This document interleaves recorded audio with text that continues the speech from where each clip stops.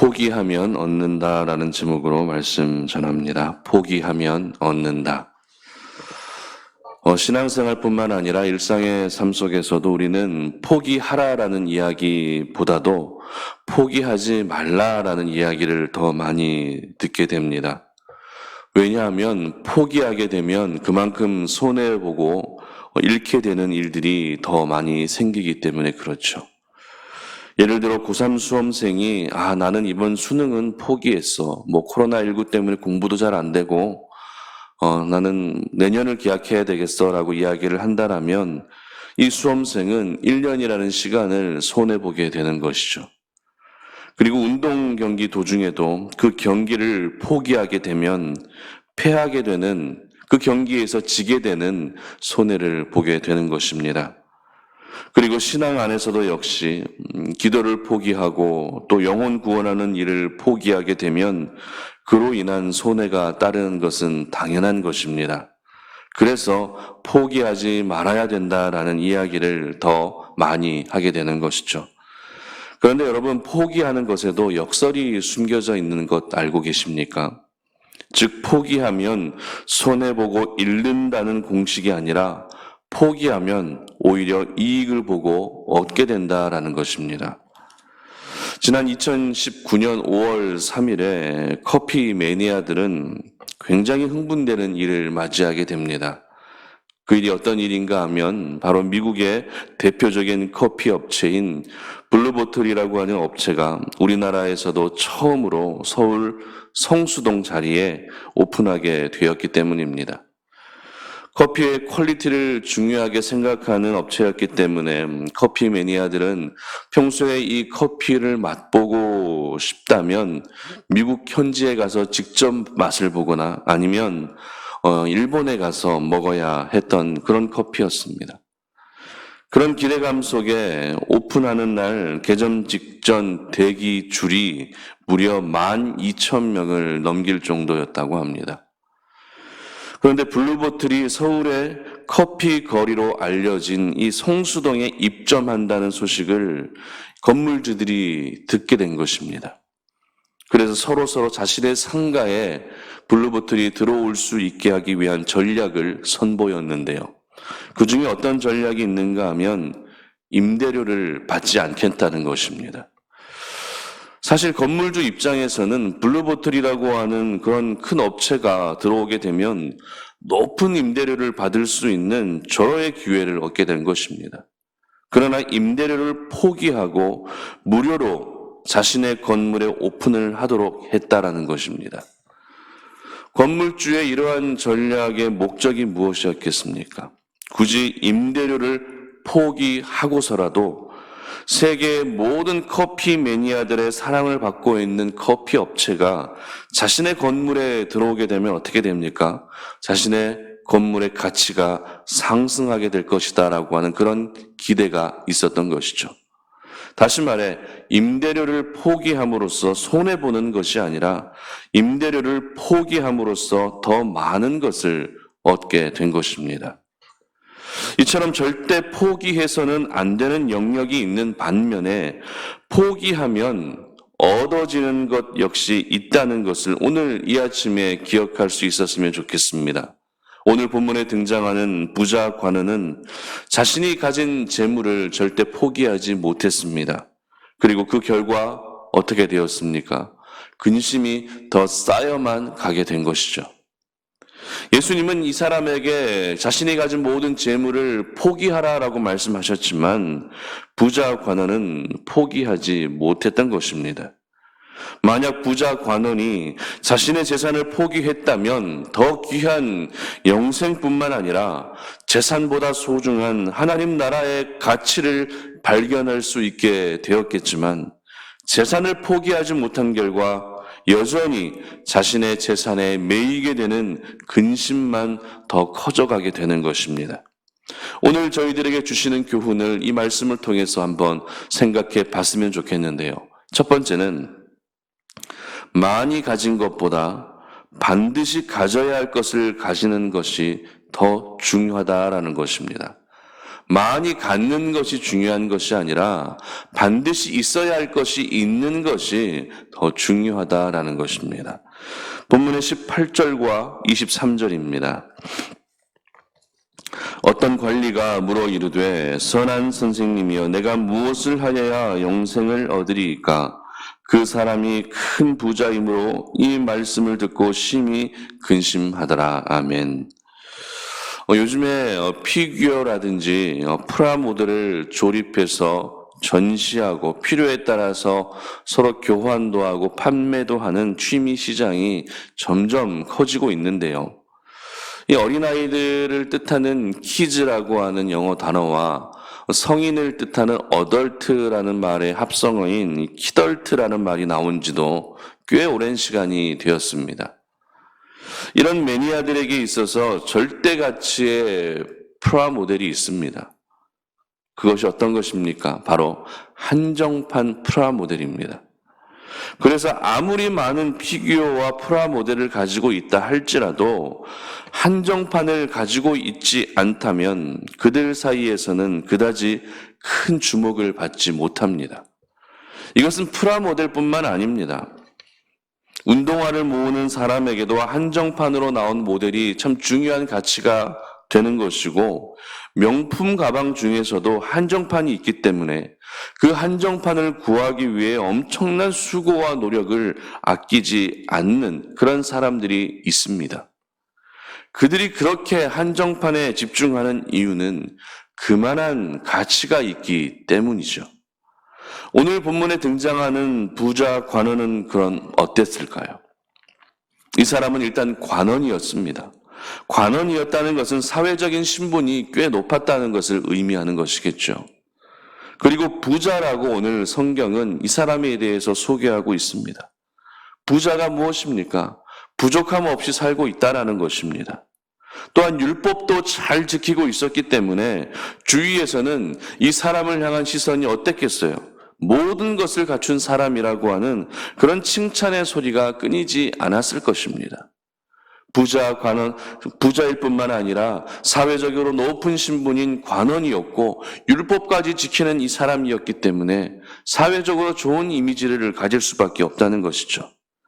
그런데 그런 사람이 오늘 예수님을 찾아온 것입니다. 그리고 한 가지 질문을 하는데요. 그 질문은 내가 무엇을 하여야 영생을 얻을 수 있습니까? 내가 무엇을 하여야 영생을 얻을 수 있습니까? 라고 하는 이와 같은 질문이었습니다. 여러분 이상하지 않으십니까? 사회적인 신분도 있습니다.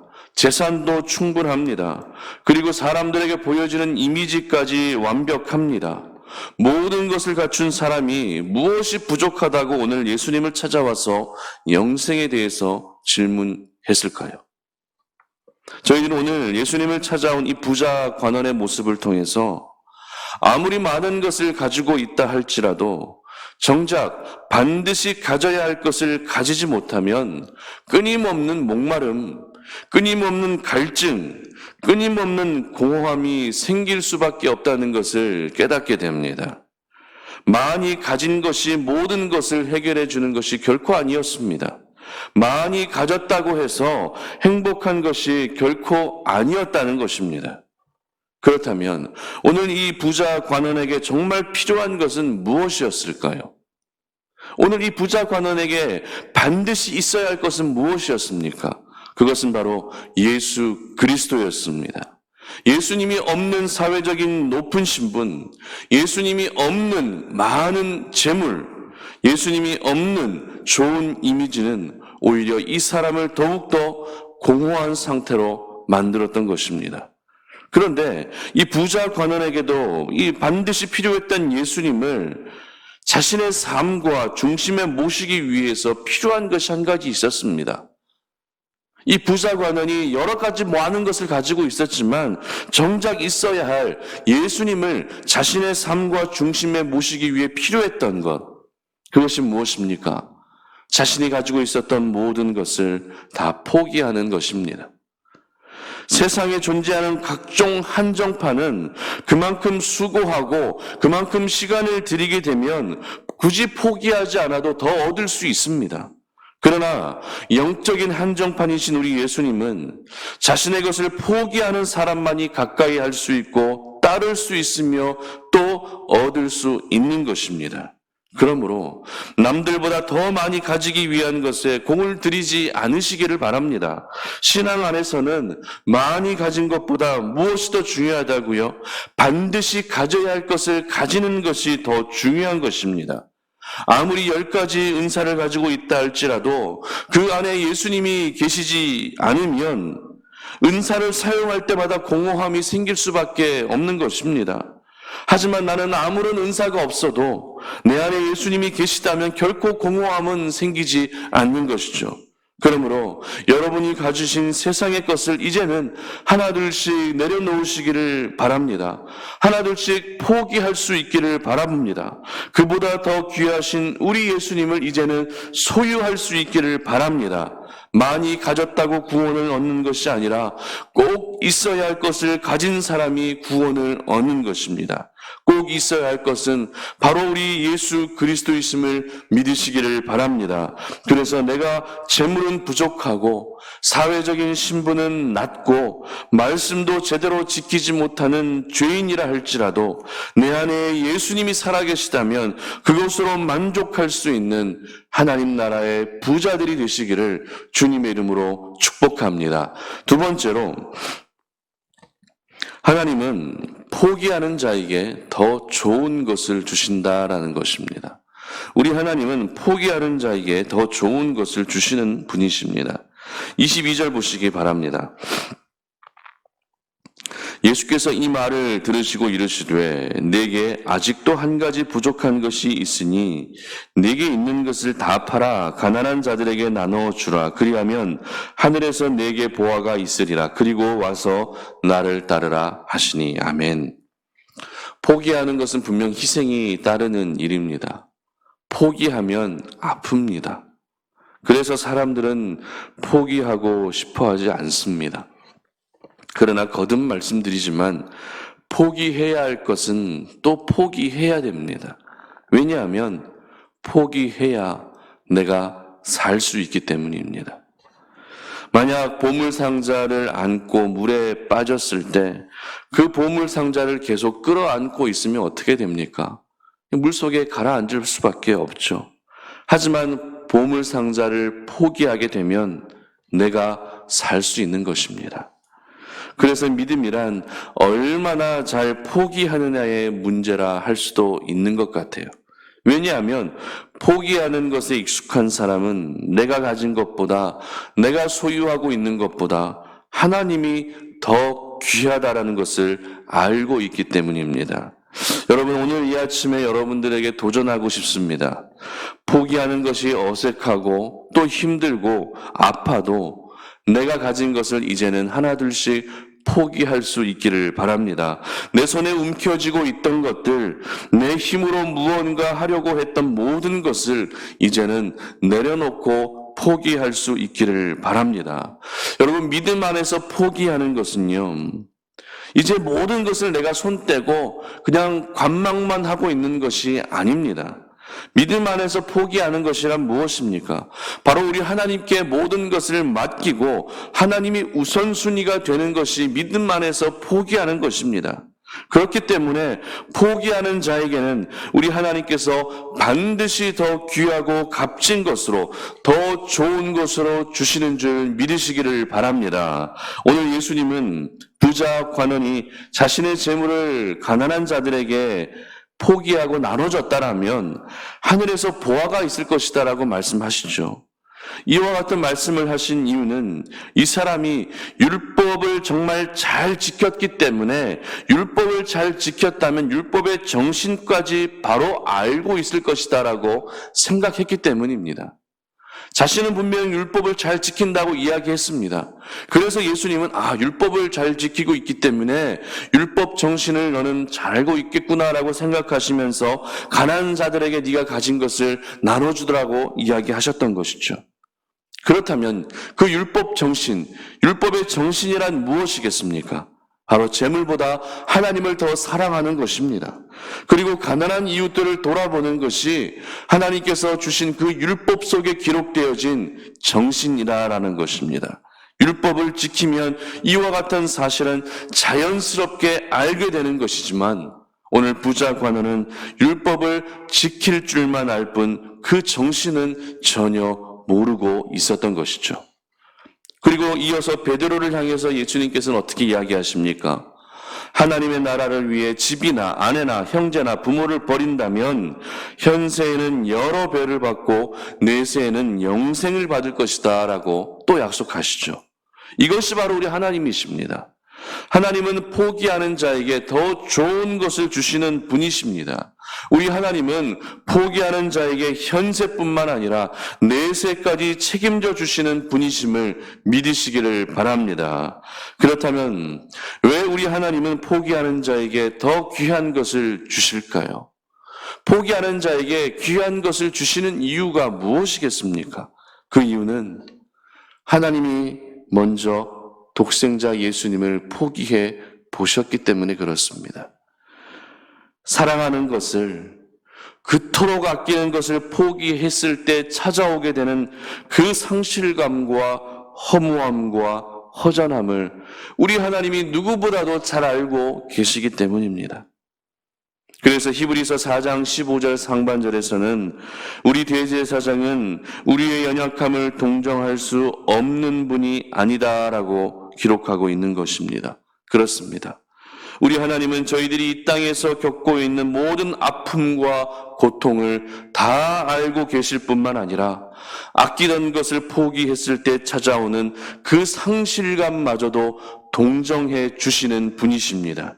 그렇기 때문에 우리가 포기하게 되면 더 귀한 것으로 채워주시고 공급해 주시는 것입니다. 그러므로 포기하게 됨으로써 잃게 될 것을 너무 아까워하지 않으시기를 바랍니다. 포기함으로써 겪게 될 아픔을 너무 두려워하지 않으시기를 바랍니다. 우리 하나님께서는 하나님을 위해 포기하며 살아가는 자녀들의 인생을 반드시 책임져 주실 것이고 필요에 따라 가장 선한 것으로 채워주실 줄 믿으시기를 바랍니다. 말씀을 맺겠습니다. 포기하면 잃는 것이 세상의 공식입니다. 그러나 하나님 나라의 공식은 포기하면 얻는 것이 하나님 나라의 공식입니다. 그렇다면 여러분들은 세상의 공식으로 살아가시겠습니까? 아니면 하나님 나라의 공식으로 살아가시겠습니까? 많이 가진 것보다 중요한 것은 반드시 가져야 할 것을 가지는 것입니다. 그것은 바로 우리 예수 그리스도입니다. 또한 포기하는 자에게는 우리 하나님께서 더 귀하고 값진 것으로 갚아 주십니다. 여러분 모두가 이러한 하나님의 은혜를 기억하시며 포기하는 것에 익숙해질 수 있기를 바랍니다. 여러분이 양손에 움켜쥐고 있었던 물질, 그리고 자녀, 세상의 명예, 그리고 여러분들의 그런 취미, 그 모든 것들을 이제는 내려놓으시고 포기하시고 이제는 하나님께 다 맡기시고 하나님이 내 인생을 아름답게 이끌어갈 수 있기를 주님의 이름으로 축복합니다. 말씀을 맺고 오늘 함께 기도하겠습니다. 하나님 감사합니다. 오늘 이 아침에 우리가 주의 말씀을 듣고 그 말씀을 오늘 우리의 마음판에 새기며 그 말씀에 따라 오늘도 우리가 세상 가운데 나아가 세상에 속한 사람으로 살아가는 것이 아니라 하나님 나라에 속한 사람으로 살아가기를 간절히 소망합니다. 오늘 우리가 들었던 그 말씀을 기억하며 포기하면 잃게 되고 포기하면 손해보는 것들이 너무 많아서 포기하지 못하는 삶을 살아가는 것이 아니라 포기하면 오히려 얻는 것이 있다라는 것을 기억하며 하나둘씩 내려놓고 포기할 수 있는 우리들의 삶이 되게 하여 주시옵소서. 내가 많이 가지기 위해서 몸부림치며 살아가는 인생 되지 않게 하시고 반드시 가져야 할 것, 반드시 있어야 할 것을 갖기 위해서 수고하고 몸부림칠 수 있는 오늘 하루가 되게 하여 주시옵소서. 그래서 내가 세상적으로 풍족하지 못하다 할지라도 그러나 내 마음 가운데 내 중심 가운데 우리 주님이 살아계시다면 그것으로 충분하다라고 이야기할 수 있는 저희 모두의 삶이 되게 하여 주시옵소서. 또한 포기하지 않는 자에게 부어주시는 하늘의 귀한 은혜를 받아 누리는 우리 모든 성도님들 되게 하여 주시옵소서. 예수님의 이름으로 기도드립니다. 아멘.